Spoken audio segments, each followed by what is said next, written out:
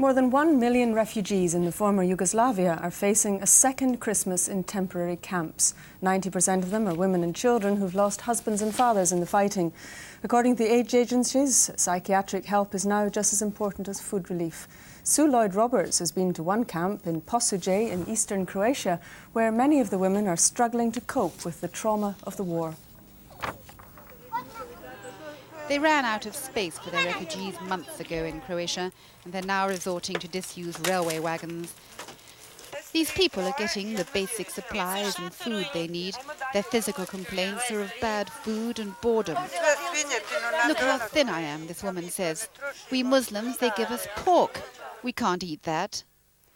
Now, into the third year of the war, it's the growing psychological problems that aid agencies want to address. Here, children neurotically build houses in the earth, not specifying whether it's the home they've lost or the new house they want. Look, I'm building a house, this boy says, and here's a place to put a car. Other children appear to have lost the ability to play. Their mothers lack the spirit or means to amuse them, consumed as they are with fear about the rest of their families. Every refugee here has lost someone. For women like Ivanka, whose mother and husband have been killed, the need to find her nearest male relative, her brother, has become an obsession. She deluges aid agencies and anyone who listened to the story. Her reason may have been affected, it turns out, by her own personal trauma. The soldiers at the Serbian rape camp wanted to take my teenage daughters. I said, no, kill me, take me instead, not my daughters. They held me there for 14 days. The Mary Stopes organisation was invited to Croatia to look after rape victims like Ivanka and 16-year-old Mirjana. But they found that the need of women suffering from the trauma of loss and bereavement was just as urgent. They hold weekly sessions, if only to assure these women that their grief and pain is normal and that they're not going mad. These meetings are all that keeps me going, says this one woman. I've lost everything, my home, my family, everything. Sometimes the trained counsellors can't get through to them. This woman learned of her son's death yesterday. I'm sorry, she says.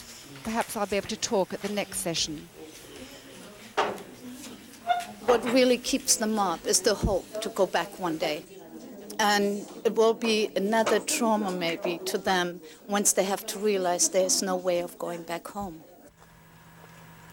After the sessions, it's back to the boredom, the discomfort and the uncertainty about the future that makes up the life of these long-term refugees. What these people don't know is they're unlikely to be going home. Their villages are occupied by the enemy and they're likely to be signed away in a peace treaty.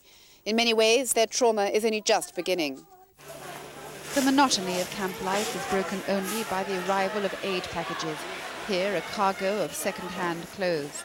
The women scramble to get the clothes that will help their families survive another winter. The children are disappointed. Tell them to send me a doll, this girl says, not clothes. What do I want for Christmas, says this boy. All I want is my father.